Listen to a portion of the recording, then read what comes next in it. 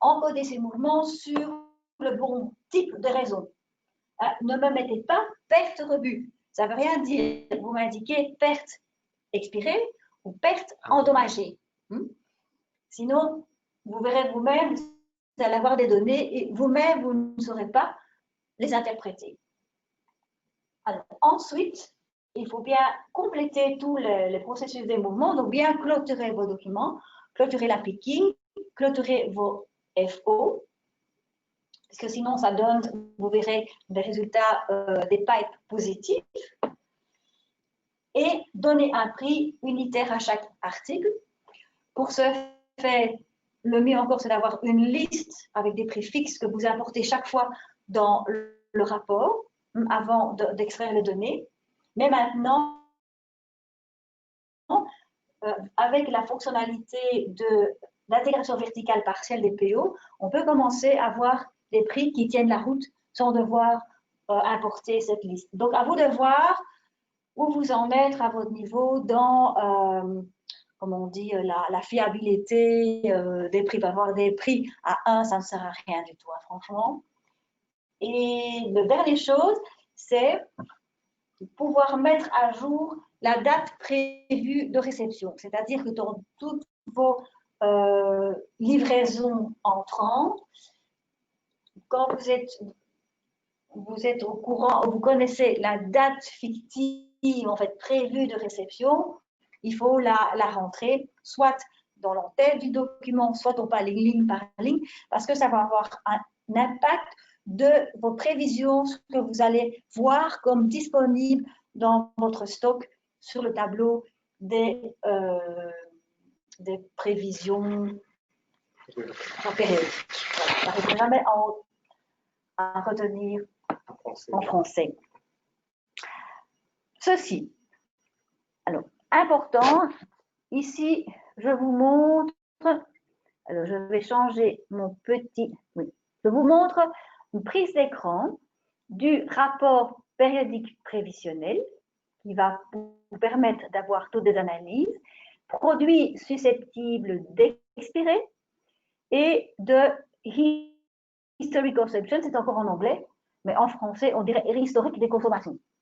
D'accord? Et ça sort encore en anglais dans la version française. Tout d'abord, ça veut dire qu'il y a un paramètre qui est identique, c'est la consommation moyenne mensuelle qu'il faut sélectionner chaque fois. Ici, on peut choisir aussi la RAC. Ici, on peut choisir les forecasts. Mais jusqu'à présent, tout le monde prend les consommations moyennes mensuelles. Et il faut sélectionner une période de 6 mois passés. Alors, le plus facile, vous prenez les 6 mois avant le mois du rapport. Donc, ici, le mois du rapport était pour juin. Eh bien, j'ai sélectionné de décembre jusqu'à mai pour avoir 6 mois. Donc, ça, c'est important de prendre toujours la même période pour les 3 rapports, parce que sinon, on va parler de pommes et de poires. Hein, ce n'est pas la même chose. Hein. Il faut parler du même paramètre. Deuxièmement,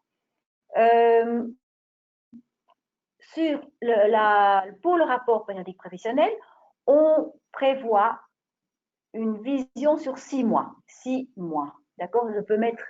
Ouais, je vais changer mon petit pointeur. Oui, parce qu'il est pointeur option et je vais mettre le pen. Donc, on avait parlé de. Il faut encore que je le retrouve, je ne le vois pas. Où ça? Ah oui, oui, il est tout petit là. Ouh là là. Donc, on parlait de CMM. Ici, là, et ici, donc, sur une période de 6 mois. Excusez-moi, je ne suis pas artiste. Peut-être l'art moderne. Mais bon, alors, une projection sur 6 mois pour rapport périodique prévisionnel, une projection de 9 mois pour les prépéris. Ouh là là, quelle catastrophe. Mais je suis en train de mettre ma souris sur les catalogues ITC et ça ne fonctionne pas très bien. Voilà, la petite. Bref, Et voilà. Une troisième chose qui est importante, c'est que quand vous regardez le rapport périodique prévisionnel et les produits susceptibles d'expédier, il n'y a pas de date de sélection de mon exportation. Donc, la date est le jour où je l'exporte. Par exemple, moi, je l'ai exporté ce matin, c'est le 12. Mais ça veut dire que on va voir qu'il faut vraiment faire ce rapport mensuel le plus tôt possible, fin du mois ou début du mois, et garder le même jour pour ces deux tableaux et pour extraire le niveau de stock qui, lui, veut sélectionner une date d'exportation. Donc ça, c'est vraiment très important pour toujours avoir le niveau de mes stocks le même jour. Sinon, de nouveau, on va parler de pommes et de poires. Si vous avez des questions, préparez-les. Chose très importante aussi, c'est que les dates pour les rapports de réception, livraison et donation, on choisit le mouvement en disant le mois. Mais en disant le mois veut dire entre deux extractions. Donc, ce sera le début de la période, un jour après l'extraction du rapport passé, jusqu'au moment de mon extraction. Bon, moi, le rapport, disons que je le fais, la dernière fois, je l'ai fait le 2 mai, et puis je fais mon nouveau le 3 juin, et bien je vais faire du 3 mai au 3 juin. Moi, c'est ce que j'ai trouvé de logique. Hein? Mais les commentaires sont les bienvenus. Par contre, pour les rapports de prêt-emprunt, la période précédant le rapport doit être plus grande qu'un mois. Parce que pour moi, l'avantage est de pouvoir voir si les gens ont remboursé et si vous avez remboursé, vous avez emprunté. Donc, la date de sélection doit être plus grande à définir avec vos propriétaires. Et par exemple, moi, je prendrais à partir du 1er janvier jusqu'à maintenant. Mais ça, à vous de voir, ça dépend si vous faites beaucoup de prêts et emprunts. Bon, je pense qu'il est temps à passer au fichier Excel. Donc, si vous me permettez, je vais refaire un peu de bricolage, à moins qu'il y ait déjà peut-être des questions pendant que je m'installe. Oui, ou pas. Robinson avait levé sa main au moment de la présentation. Voilà, est-ce que tu nous entends? Oui, je suis là. Voilà, tu es en ligne, tu avais une on question me voit éventuellement encore ou pas? Si, on me voit encore. Oui, oui, oui. Vas-y. Oui, alors la question que j'avais, c'est par rapport à la mise à jour des prix sur Unified. Je me demande pourquoi est-ce que les prix ne sont pas mis à jour automatiquement sur Unified. Parce que généralement, on nous donne un fichier où on met les prix unitaires, alors que parfois les prix qui sont existés sur Unified sont parfois différents. Vous me copiez bien? Bonjour. Je vous laisse lire. Hein? Hello. Oui. Donc, en fait, Oui. sur Unified, il y a un menu qui s'appelle, je sais pas, price évaluation. Donc, avec ça, tu peux changer le prix. Entrepôt, gestion inventaire. Voilà, c'est ici. Oui, voilà. C'est pas tout clair, c'est pas tout clair. Alors, ici. Donc, ici. Entrepôt. Prends le pointeur. Ouais.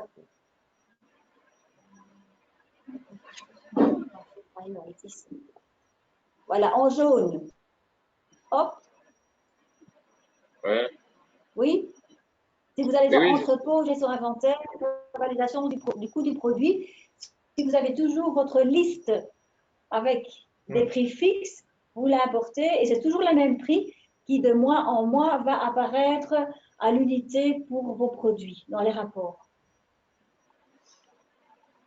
Par exemple, vous pouvez charger avec le prix des MSF Supply. Donc, avec ça, ça va changer le prix moyen de de Unifield, dans Unifield. Ok, je vois. Ok. Alors maintenant, bon, vous me voyez toujours, je ne sais pas si c'est nécessaire, mais bon, le plus important, c'est regarder le fichier. Donc, je vais prendre mes petites notes pour être sûr que je n'oublie rien d'important à vous dire. Voilà. Oui. Tu es en plein écran pour tout le monde. D'accord, donc vous ne me voyez plus. Je peux faire toutes les grimaces alors, ça va. Donc, le fichier, vous avez le premier fichier qui se comporte des indicateurs de stock qui proviennent. Est-ce que bon, tout le monde m'entend, j'espère? Il n'y a personne qui a. Tu vas bien fort. Bien fort. Oui. Oui, d'accord, je vais parler bien fort. C'est la fin de la journée, je suis en train de perdre ma voix, mais ce n'est pas grave. Donc, les indicateurs qui viennent des autres fichiers. Ici, il ne faut rien compléter manuellement. Tout provient des autres fichiers ici en dessous. Et en parcourant vite les indicateurs, ben, vous avez le nombre d'articles en stock, la valeur de stock médical ou IPREP si vous l'avez, le nombre d'articles en rupture, le nombre en pérupture, comparé avec le nombre d'articles ici de votre dénominateur. La même chose pour les pré-ruptures. Vous pouvez inscrire des notes. Vous avez des données sur les stocks dormants et sur stock, le nombre d'articles du surstock du stock dormant avec la valeur, toujours comparé avec un dénominateur, et un beau fromage vous donne la situation où vous en êtes. Ici, qu'est-ce qu'on voit? C'est qu'il y a 65% de la valeur, hein, pas de la quantité, la valeur qui est en stock dormant, 22 en surstock et il n'y a que 13 qu'on peut considérer comme stock normal. Des indicateurs sur les périmés. Alors là, je vois que je n'ai pas mis à jour. Pourquoi est-ce que je n'ai pas d'indicateur? Ce n'est pas normal. Les périmés. Ah, je n'ai pas mis de tableau. Ça, c'est une erreur de ma part. C'est pas grave, voilà. C'est pour ça que je n'ai pas d'indicateur. Mais donc, normalement, il y a un tableau ici que j'ai oublié de mettre dans la version française. Et donc, voilà, il y a une raison. Il ne faut pas dire que c'est la faute de l'ordinateur, c'est une faute humaine. Donc, mais vous avez des données sur les périmés et endommagés, puis le nombre d'articles pré-périmés avec le pourcentage et la valeur. En deux, ce sont des beaux fromages qui vous donnent la valeur et origine des réceptions, la valeur des destinations qui sont soit internes à l'instance ou externes à l'instance. Là, c'est plus sur les projets, avec le nombre de lignes qui a été donné aussi. Bon, je vais un peu vite, mais c'est pour vous donner une idée de ce qu'on peut avoir. Et avec des données aussi de donation entrantes et sortantes. Ici, il n'y a pas eu de donation entrante, avec aussi un fromage. Alors, c'est vrai que les données pour les tableaux croisés dynamiques, il faut les copier-coller des fichiers ici. Donc, c'est un peu du bricolage sans frontières, je suis d'accord, mais je n'ai pas trouvé de meilleur moyen pour le faire. Il faut être un peu s'y connaître pour adapter. Par exemple, ici, vous voyez, je dois adapter, descendre mon tableau. Bref, il y a un peu de bricolage à faire, mais je n'ai pas d'autre moyen pour le faire, mais ce n'est pas ce qu'il y a de plus important. Donc ici, je dois le modifier. Je ne vais pas le faire maintenant.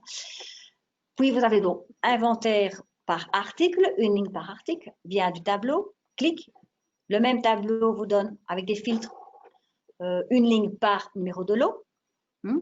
Ça, c'est plus pour les médicaux. La même chose pour l'IPREP. Et nous arrivons à cette consommation globale avec rupture. Bon, la ligne en jaune, c'est moi qui l'ai rajoutée pour pouvoir vous montrer un exemple. Donc, l'outil vous donne ce tableau-là avec les consommations.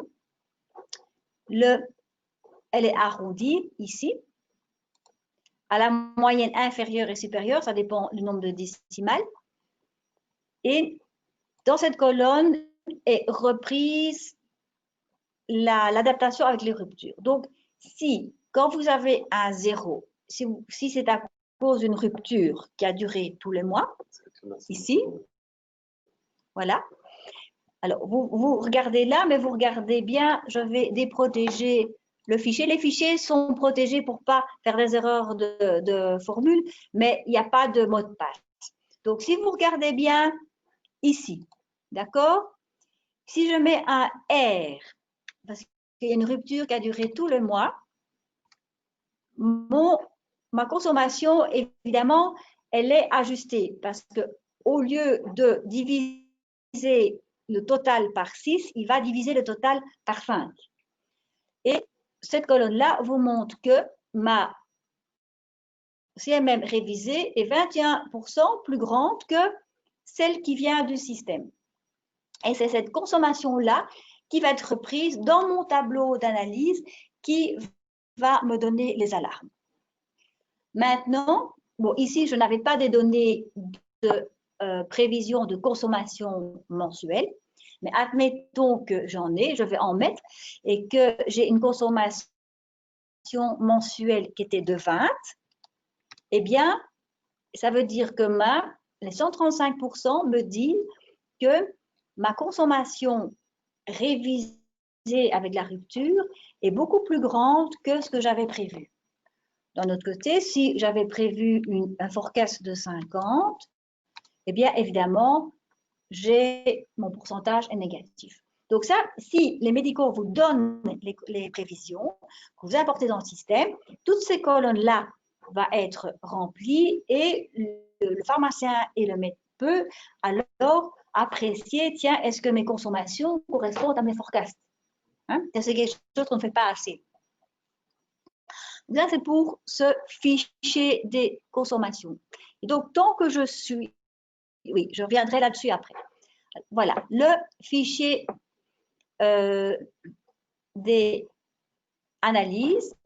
Je ne sais pas si tout le monde comprend un peu le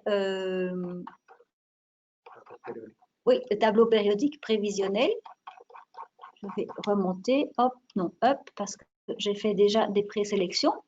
Alors, comment ça fonctionne? Donc, ceci, c'est un tableau qui vient tout fait en un clic de Unifil, mais qui prend un peu du temps à sortir. Ça peut prendre facilement 1 heure. Ça dépend un peu de la connexion, mais bon, une fois que vous l'avez, c'est en 2 temps mouvement, on l'a sur le fichier Excel. Et tout ça, ce sont des formules après qui va vous donner des informations.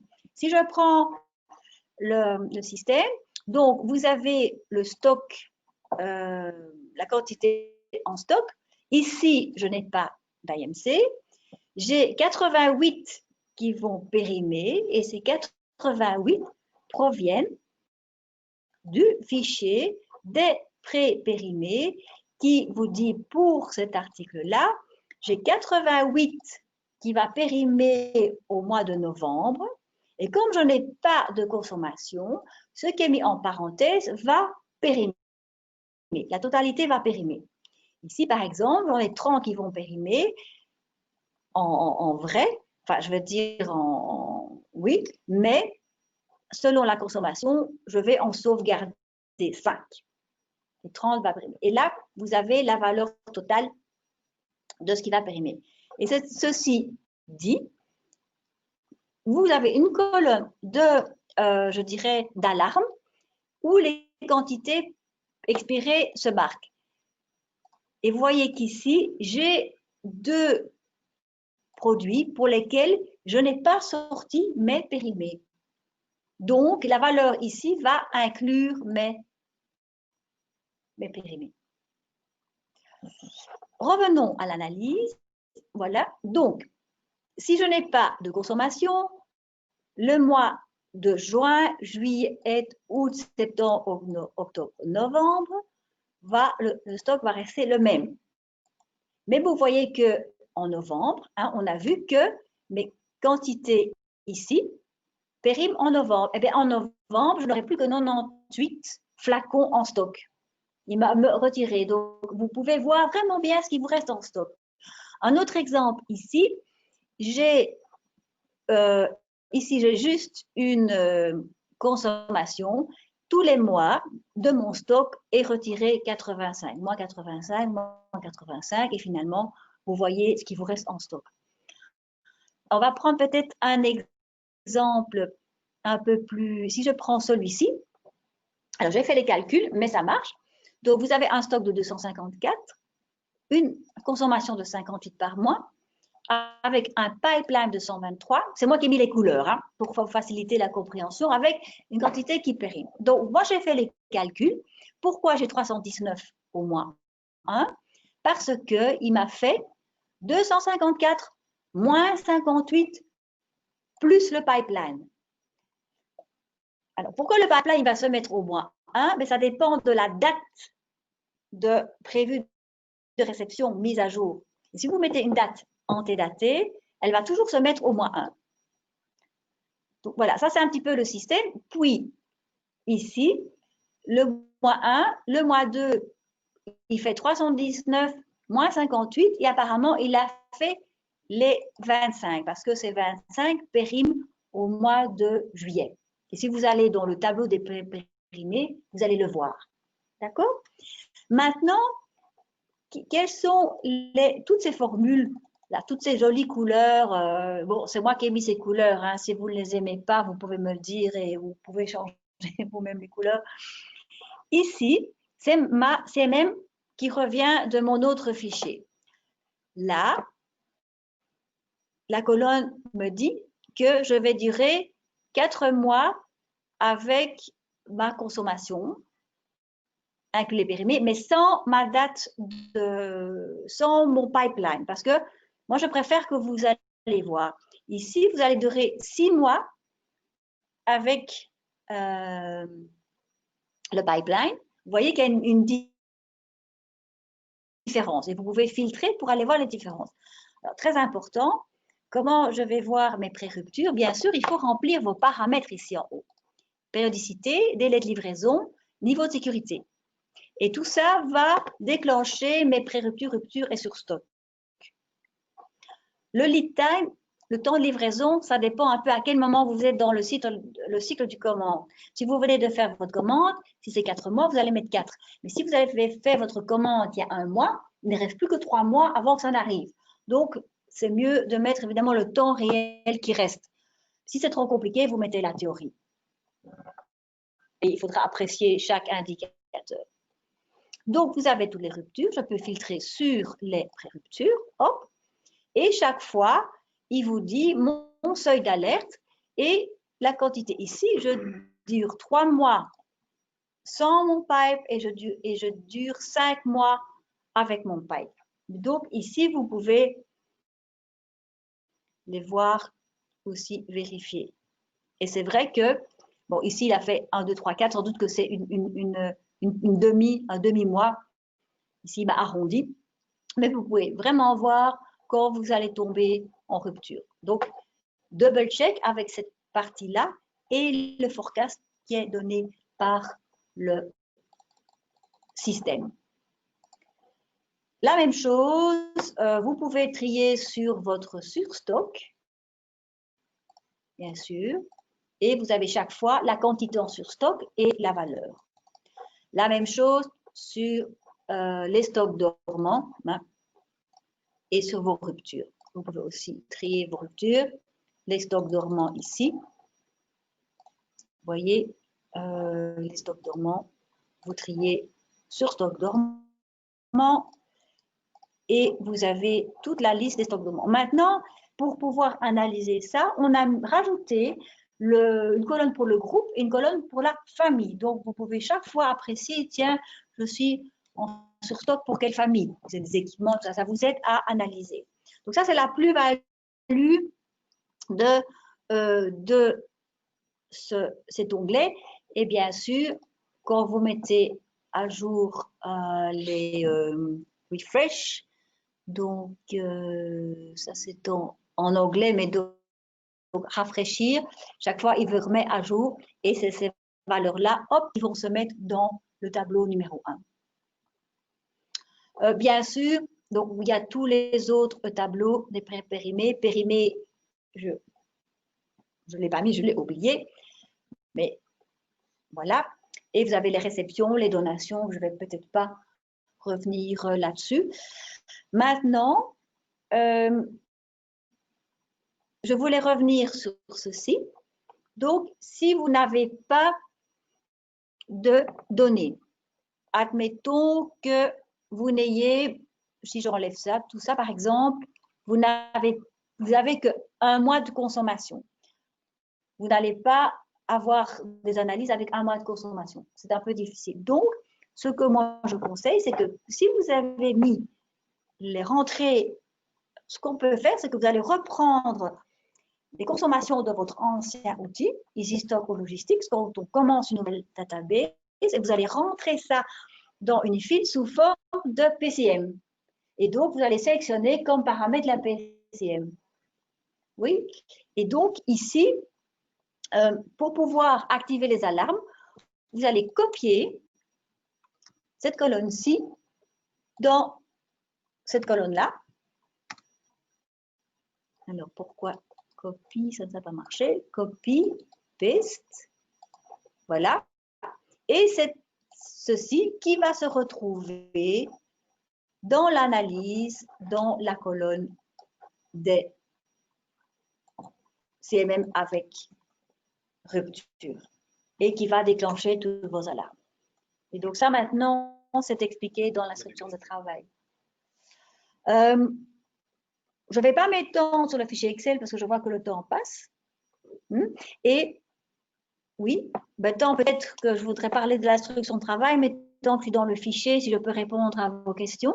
Voilà, je vais donner la parole à Annelise qui a une question oui. par rapport aux ruptures et les dormants. Donc Annelise, si tu nous entends.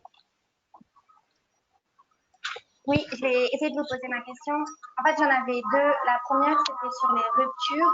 Donc, vous avez expliqué qu'il fallait mettre la lettre R quand il y avait une rupture sur le mois. Quand on a une rupture partielle, seulement 2 semaines. Mais la rupture partielle, en fait, une rupture... Oui, c'est la même question. Hein.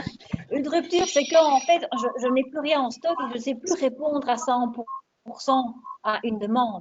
Maintenant, et c'est vrai que c'est plus visible ici. C'est une question qui a déjà été posée par le groupe de ce matin, anglophone.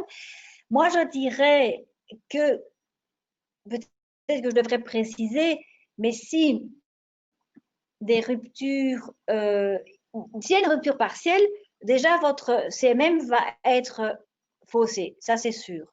Donc ça va se marquer dans des AMC qui sont sous-estimés.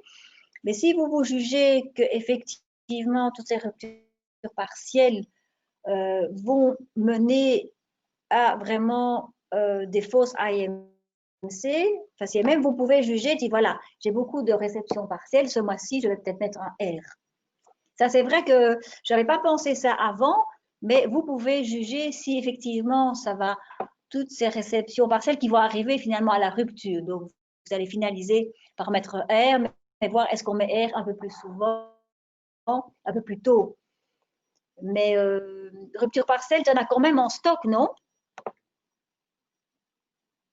Annelise? Oui, oui. En fait, c'était juste un exemple.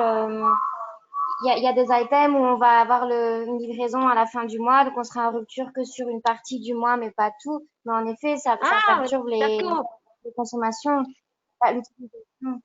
Ah oui, partiel comme ça alors, c'est ça. Pas partiel, c'est pas qu'on va livrer partiellement des projets. Moi, je pensais plutôt comme ça. Oui. Mais non, en fait, si c'est partiel, ça n'a pas trop d'effet. Maintenant, si tu as une livraison partielle ce mois-ci, que 3 mois, tu as de nouveau une livraison, je dirais, partielle, finalement, ça va faire un mois complet. Donc, tu peux décider, oui, ce mois-ci, je peux mettre un R qui va compenser, si tu veux, 15 jours de rupture. À vous de voir si ça change beaucoup. Hein.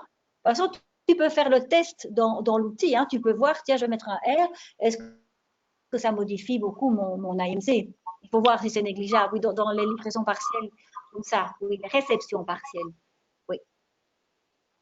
Ça, tu peux faire des tests dans l'outil. Hein. Oui. Oui, oui. Je vais poser la deuxième question, Alice, parce qu'effectivement, ta connexion est un petit peu compliquée. Les dormants sont faussés, dit-elle. Il faudrait pouvoir mettre des quotas sur les items non consommables. Oui. Il y a des dormants nécessaires. Oui, en fait, on avait déjà discuté avec IT, c'est que dans les stocks dormants, il faut voir qu'est-ce qui est dormant. C'est pour ça que tout réside dans l'analyse. Ici, dès que je n'ai pas de consommation, évidemment, ça devient dormant. Hein, c'est la définition du stock dormant. Maintenant, tous les stocks dormants ne sont pas mauvais. Donc, c'est vrai qu'on était dit qu'on pourrait, on ne sait pas comment, faire une sélection. Et c'est vrai que si vous, ici, vous cliquez et que vous sélectionnez équipement, par exemple, parce qu'en fait, les données sont de ton stock, Annie, c'est de IT que j'ai pris. Donc, parce qu'il me fallait une base de données propre, déjà. Donc, c'est pour ça que je l'ai choisi. Hein, positif. Voilà. Et ici, c'est vrai qu'on se retrouve avec tous des stocks dormants d'équipements. Donc, tout ce qui est dormant n'est pas une mauvaise chose. Mais comment faire la différence entre un stock dormant nécessaire et pas un stock dormant? Ça, c'était un peu la question que j'avais déjà posée. Et toi, tu proposerais quoi? Tu vois? C'est ça ton idée, hein, que ce serait plus des faux stocks dormants, en fait, des stocks dormants obligatoires. Parce que les Voilà. bas de consommation, mais dans la formule, ils vont toujours apparaître comme ça. Donc, mais effectivement, c'est à réfléchir. Oui. Moi, je sais pas si vous m'entendez. Moi, je propose de mettre un stock. On t'entend, Alice. Ok, donc moi, je proposais de mettre les quotas. Et donc, c'est tout ce qui excède le quota qui doit être considéré comme dormant. Donc, par exemple, si on en a 10 en stock, mais on a décidé qu'on devait avoir un quota de 2, le stock dormant, il est de 8 et pas de 10.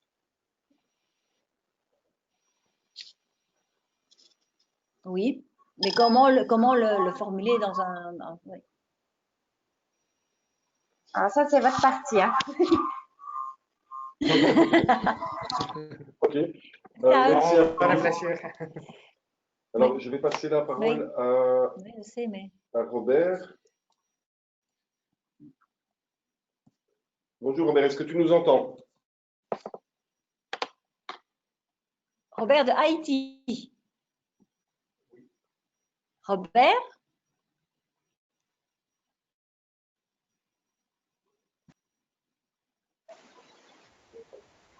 Oui, bonjour Caroline. Oui, Robert. Oui. Bonjour, dis-moi ta question. Vous allez bien? Oui, ça va, ça va. Allô? La journée est presque finie, hein, toi tu la commences. Vous m'écoutez, s'il vous plaît? Oui. On t'écoute. Allô? Oui. On t'écoute, on t'entend. Allô? Non, pas. Allô? Pose ta question, Robert. On va lui faire. Oui, parce que ça passe pas trop bien à la Cordo. Il y a des fois, il y a quelques ruptures de communication. Alors, bonjour tout le monde. Je tiens à vous féliciter pour la nouvelle mise à jour du template pour le rapport. Je trouve que c'est très, très intéressant. Et ma question, c'est toujours par rapport au stock dormant. Et vu comme avait proposé Annelise d'ajouter quelques quotas pour certains items. Allô? Oui, Allô? oui, j'écoute. Oui, Mais, oui, mais, mais, j'écoute. mais, oui, pour quelques items, mais pour les matériels d'investissement. Maintenant, nous sommes dans une situation où oui, on a la fermeture du projet tabac, où il y avait beaucoup de matériel d'investissement. Par conséquent, moi, je me suis dit, à quoi ça sert, par exemple, d'avoir certains matériels qui sont dormants après, on propose en donation, et dans 3 ans, 4 ans, 5 ans, si le matériel est toujours fonctionnel, on va toujours l'utiliser. Allô? Allô?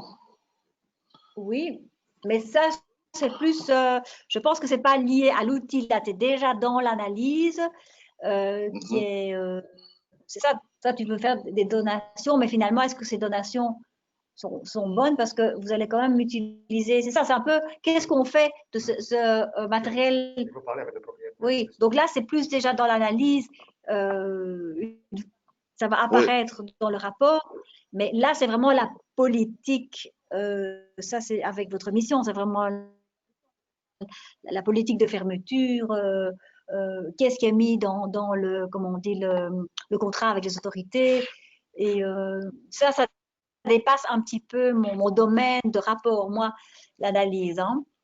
oui. Tu Mais par comprends ça, conséquent, Robert? C'est pas oui, vraiment oui, dans je mon comprends. ressort de te répondre à ces questions. C'est pas mon domaine. Moi, je suis back-office. Je suis pas du tout dans les opérations.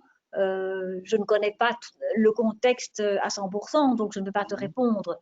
Mais effectivement, il va apparaître comme stock dormant là. Maintenant, pour répondre à Anne-Lise, il faudrait mettre la formule que si c'est de telle famille, ça n'apparaisse pas comme stock dormant. Voilà, on pourrait encore être créatif dans la formule, par exemple. OK. Tu Oui, vois, oui, pour oui, limiter le nombre de lignes de dormant. oui. Ça, on pourrait penser à Et quelque chose comme ça. Merci, Robert. Oui. Merci Robert. Merci, Robert. Alors je vais passer Oui. rapidement avant de conclure, Caroline, la parole à Collier qui nous entend. Tu avais une intervention à faire.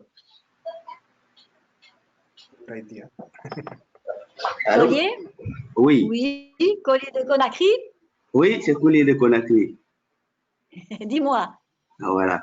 Juste, c'était pour intervenir sur cette partie-là, stock dormant nécessaire, stock dormant non, stock À se dormant. débarrasser, quoi. Voilà, c'est débarrassé. Moi, souvent, ce que je fais à ce niveau, je fais toujours recours aux pharmaciens de mission en collaboration avec le laboratoire. C'est eux qui me guident sur ces articles. C'est nécessaire de les garder toujours, même s'ils sont pas toujours consommés.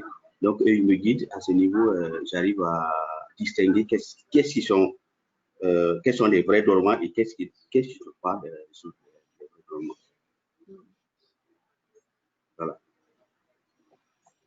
Oui, maintenant, c'est vrai que c'est une analyse, c'est plutôt le recours du propriétaire. Et éventuellement, tu vois, ici, quand on débloque les formules, on peut avoir accès ici. Et en sélectionnant peut-être un groupe et une famille, on pourrait dire, ben, telle famille, je vais, avant de donner le rapport au propriétaire, je vais mettre, par exemple, ici, je suis dans les aînés, mais je pourrais prendre, ouais, en fait, voilà, un exemple, hein, EMEC, par exemple, est-ce qu'on a du EMEC ici?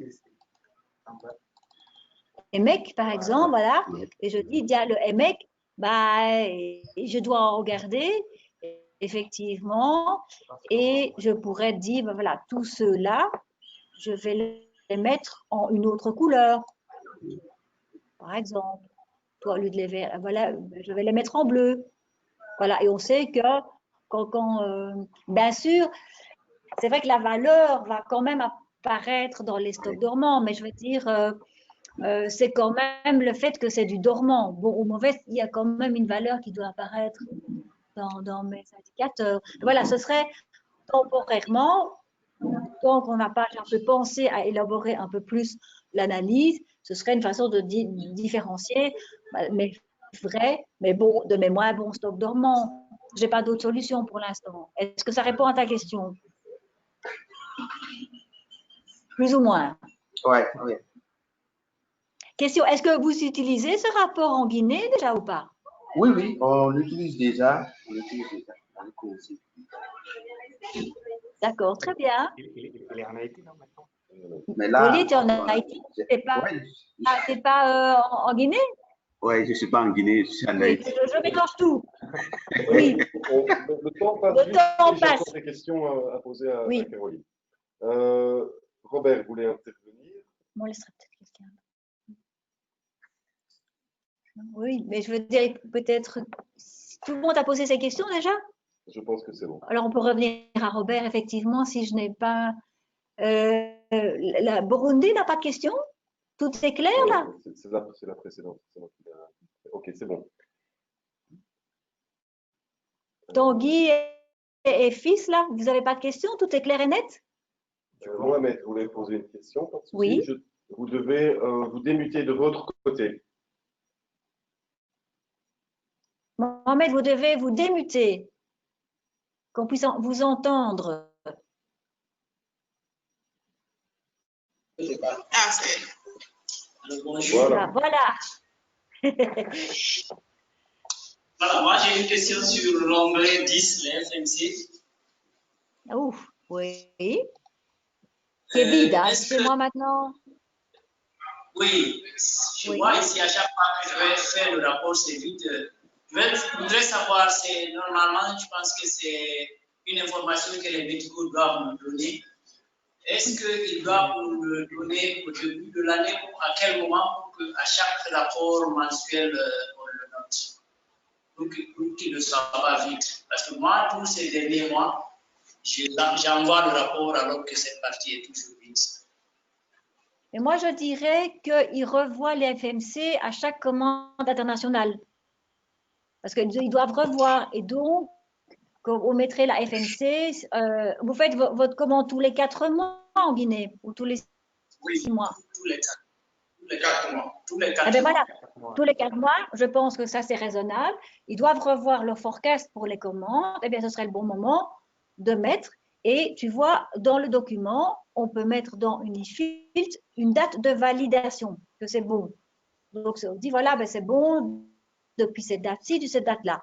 Et effectivement, alors, chaque fois que vous allez sortir votre consommation moyenne mensuelle, l'historique des consommations, on pourra faire une comparaison et les pourcentages vont apparaître d'office. Ici, c'est parce que je n'avais pas donné que j'en ai rajouté une manuellement, mais dans le tableau historique de consommation, elle va apparaître d'office. Et donc, vous allez avoir tous les pourcentages automatiquement. Oui.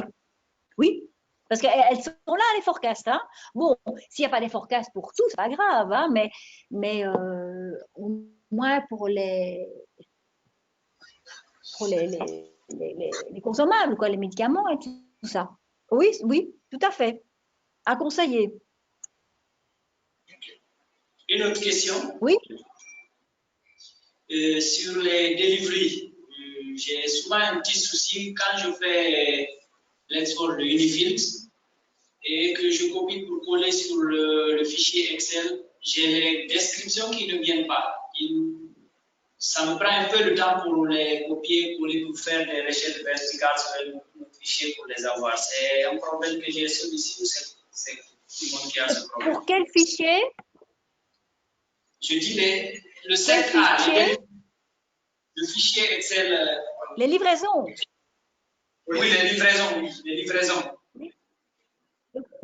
Ben, les livraisons, normalement, tu les fais en 2 fois. Et